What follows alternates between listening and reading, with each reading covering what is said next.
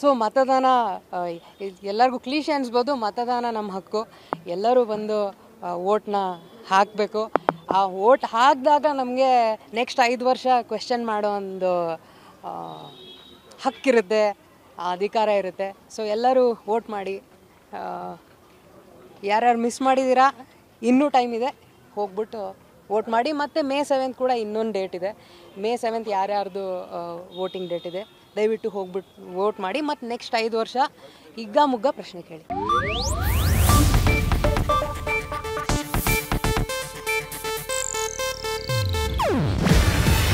ಇದು Asianet news network ಪ್ರಸ್ತುತಿ. ನೀವು ನೋಡ್ತಿದ್ದೀರಾ ಏಷ್ಯಾನೆಟ್ ಸುವರ್ಣ ನ್ಯೂಸ್.